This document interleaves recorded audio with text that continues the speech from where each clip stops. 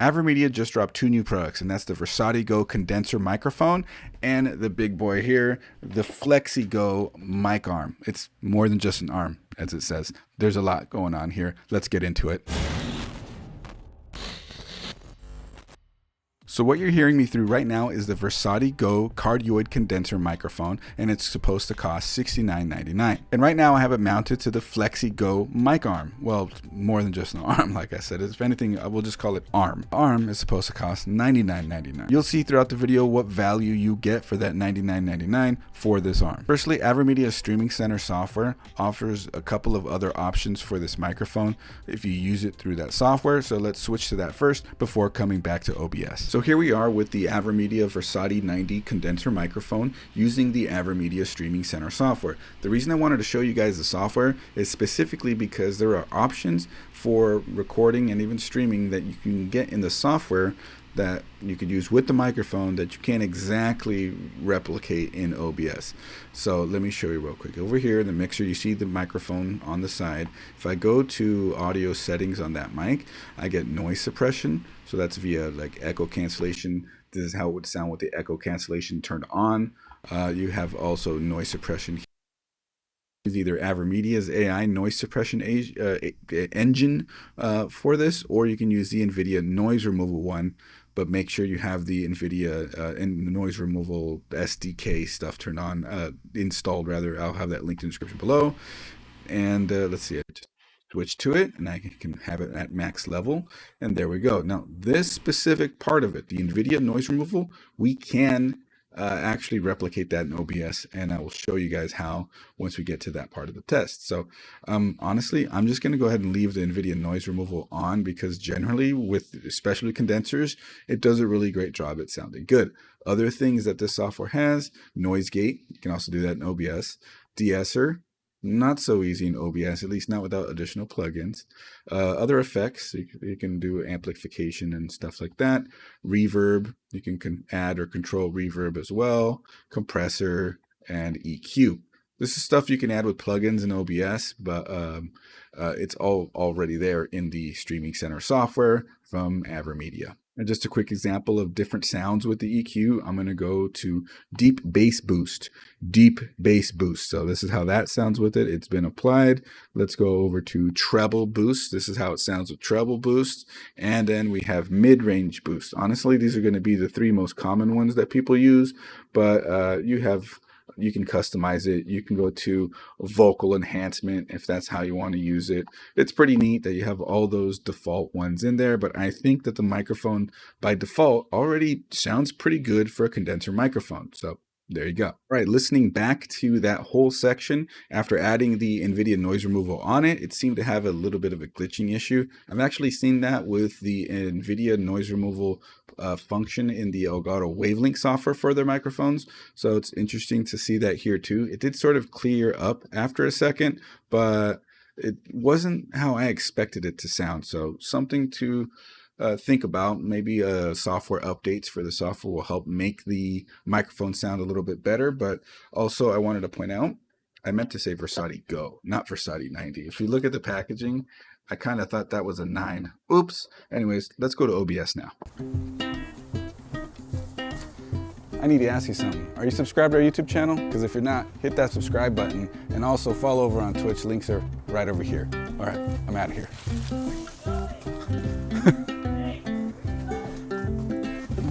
I don't like it over there. And so now here we are recording everything inside of OBS, camera and microphone. And let's go ahead and apply that noise suppression filter using NVIDIA Broadcast now, and you'll see how this sounds. So at this point, you've gotten a sense of how the microphone sounds raw with no adjustment. Just you get what you get. Any background noise it's picking up, that's how the microphone sounds naturally, directly, with nothing else going on. But now all I'm going to do is throw the NVIDIA noise suppression filter on it, and I'm going to do that. And when I do that, it's really nice because yes, it really just helps reduce all sorts of different noises, including tapping on desk, crinkling of papers or plastic or anything like that. But also when you stop talking, it also drops to a level that makes it like there's just not random noise that the mic is picking up as well. It just goes quiet and it sounds like and a matter of speaking, the way a mic should work when you're listening to stuff from a content creator or streamer. Now let's continue. Something else that Avermedia sent over with this microphone was their new Flexi Go mic arm.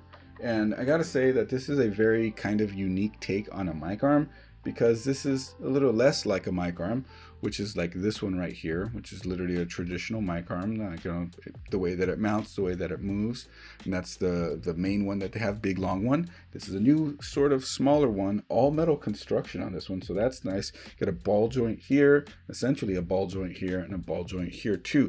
You can mount cameras, microphones, and whatever on there. But what this really is, especially for you guys in the camera world, this is more of a magic arm. Like, the way that you can move this around and freely mount, you could, if you wanted to do, say, like a low profile mic arm configuration, you could do it like this. Or you want to bring it up and you can have it close to your mouth, you can do it like this. Let's go ahead and mount this microphone onto the arm and we'll start using it that way. Before I do that though, I did want to point out that it does come with this miniature travel tripod with the ball head mount, and it's kind of nice. You've been seeing me use it up until now, so now you can probably hear a little bit of handling noise that I'm getting from it, or if I'm going to touch the microphone, you get any handling noise there. Now, I have to say that the freeness of how you can manipulate this mic arm is actually really awesome, because you can crank it into all sorts of different angles, do the ball head mountings on the bottom and with the microphone here that you can't quite get with a microphone like this one. This one, like I can't crank it at an angle like I've done here. Either it comes down or it comes up, and you can, go this way and that way, and then whatever else is from what you get from this part of it. Well, on this one, you literally just manipulate it and move it around whatever way you want by loosening the clamps, right? And you can be out here with it, where I couldn't have done that motion with that one. And if I also wanted to adjust it here, I can also get a different movement using the ball head up here.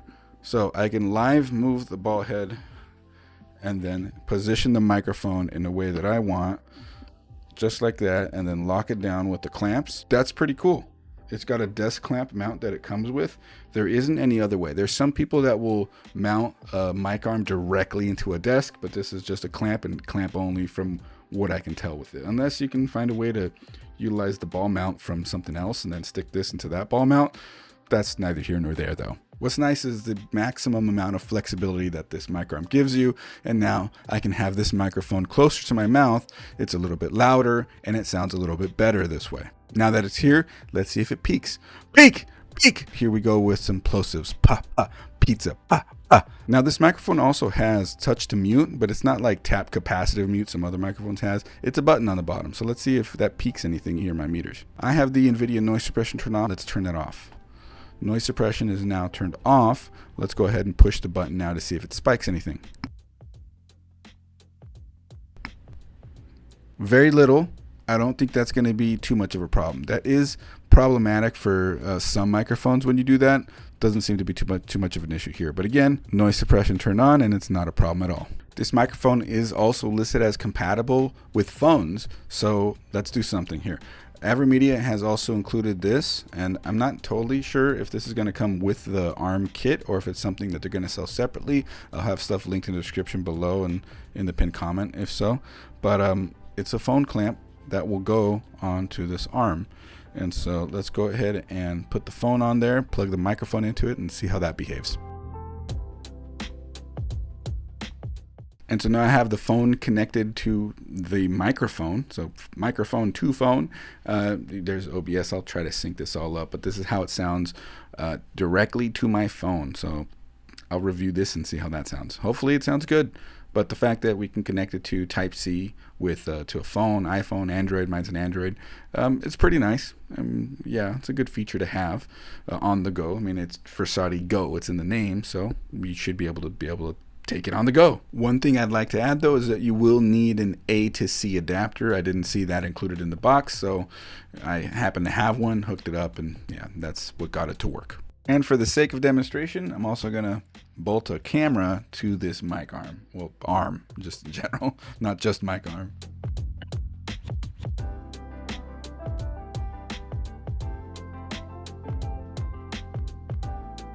Check that out.